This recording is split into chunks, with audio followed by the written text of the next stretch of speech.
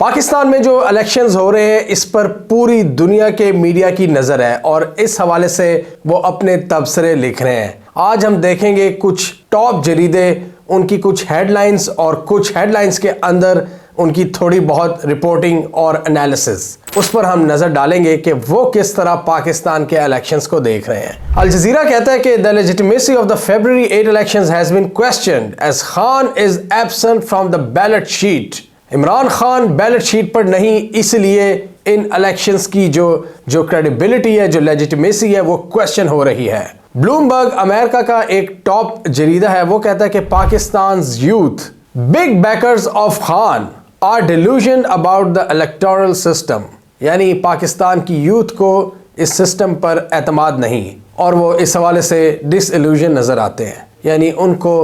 شفافیت یا کچھ کلیئرٹی نہیں ہے۔ کاؤنسل آن فارن ریلیشنز لکھتے ہیں کہ پاکستان's upcoming election this week has already turned into a farce, one that is not free or fair، یعنی یہ ایک مذاق بن چکا ہے جو کہ فری اینڈ فیئر نہیں ہے۔ فائنینشیل ٹائمز لکھتا ہے کہ if one were to have free and fair elections, Imran Khan would win by an absolute landslide۔ اے پی لکھتا ہے، ایسوسیٹڈ پریس، کہ voters wonder if new polls will change a country mired in a political feuding۔ B B C لکھتا ہے کہ it may look like Imran Khan has been effectively neutralized, but instead political divisions across the country look set to deepen۔ Guardian لکھتا ہے کہ پاکستان کے جو ادارے ہیں انہوں نے اپنا اعتماد چوتھی دفعہ نواز شریف پر کیا ہے، leading many to believe election outcome is already decided، یعنی کہ سارے ایسے لگ رہا ہے کہ یہ ایک پری پول پہلے سے ہی میچ فکسڈ ہے نواز شریف کے حق میں۔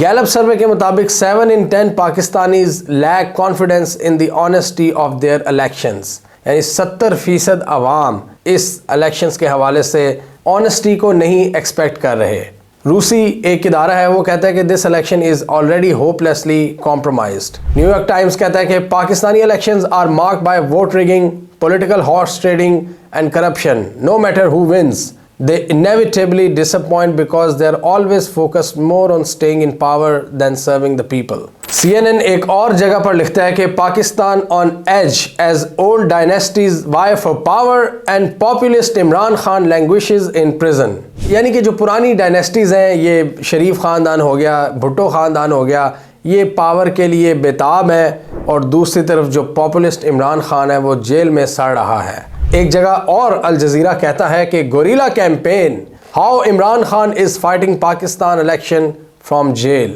اور اس میں انہوں نے بتایا ہے کہ کس طرح ان کی جو پارٹی ہے ڈفرینٹ ٹیکٹکس کو استعمال کر رہی ہے شدید پابندیوں کے باوجود۔ بی بی سی دوبارہ لکھتا ہے کہ اجیلڈ Imran Khan leaves Pakistan divided ahead of election, اور یہاں پر ایک بڑا انٹرسٹنگ آرٹیکل میرے سامنے ہے ٹائم میگزین کا۔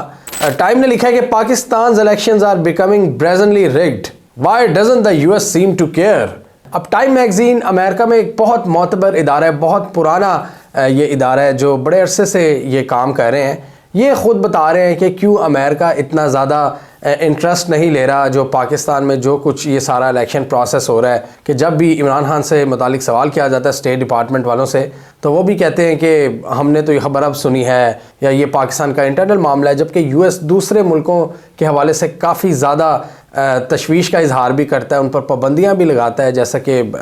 بنگلہ دیش ہو گیا یا دوسرے اور کئی ممالک ہو گئے، وینزویلا، یہاں پہ یو ایس کی بڑی نظر ہوتی ہے، لیکن پاکستان کے حوالے سے وہ کیوں نہیں کوئی سٹیٹمنٹ جاری کر رہے۔ اس میں انہوں نے کچھ ریزنز لکھی ہیں کہ خان کا ٹرمپ کے ساتھ بڑا قریبی لگاؤ تھا، اچھے تعلقات تھے، اور یہ بائیڈن ایڈمنسٹریشن ہے تو یہ آٹومیٹکلی خان سے دور ہے، اور دوسرا عمران خان نے بائیڈن ایڈمنسٹریشن پر الزامات ہی اتنے زیادہ لگائے ہیں کہ وہ بھی اب عمران خان کو کوئی بھی کنسیشن دینے کو تیار نہیں۔ اور خطے کی ایک ایسی سچویشن ہے کہ اگر پاپولر انریسٹ آ جاتا ہے پاکستان جیسے ملک میں، تو وہ امریکی مفادات کو تحفظ نہیں دے گا۔ اور ٹائم میگزین یہ بھی لکھتا ہے کہ Khan shamelessly cosied up both Vladimir Putin and Xi جن پنگ، یعنی بے شرمی کے ساتھ اس نے پوٹن اور شی جن پنگ کے ساتھ پاکستان کے تعلقات کو بڑھایا، اور اس نے مودی کو بھی بہت زیادہ لتاڑا اور کشمیر کے ایشو کو بہت زیادہ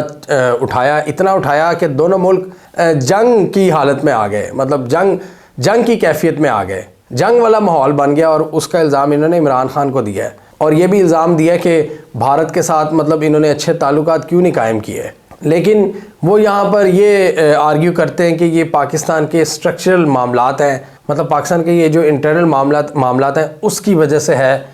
کہ عمران خان کے ساتھ یہ کچھ ہو رہا ہے، اس میں امریکہ کا کوئی زیادہ رول نہیں ہے۔ اور ساتھ ہی رائٹرز یہ لکھتا ہے کہ how Imran Khan is campaigning from jail in Pakistan AI and covert canvassing. Council on Foreign Relation ایک بار پھر لکھتے ہیں کہ with Imran Khan jail Pakistan's election میں be torpedoed but the aftermath might not be. تو یہ تھے کچھ انٹرنیشنل میڈیا کے خیالات، اسپیشلی یہ جو مغربی میڈیا ہے وہ عمران خان کے حوالے سے کیا لکھ رہا ہے، اور اس میں ہمیں یہ بھی نظر آیا کہ ان کو کوئی زیادہ پرواہ نہیں ہے عمران خان کی۔ انہوں نے خود ہی بتا دیا ہے کہ ان کو اس کی بھی کوئی پرواہ نہیں کہ ان کی پارٹی کے ساتھ کوئی زیادتی ہوتی ہے یا نہیں ہوتی ہے، پاکستان میں جو الیکشن پروسیس ہے وہ فری اینڈ فیئر ہوتا ہے یا نہیں ہوتا۔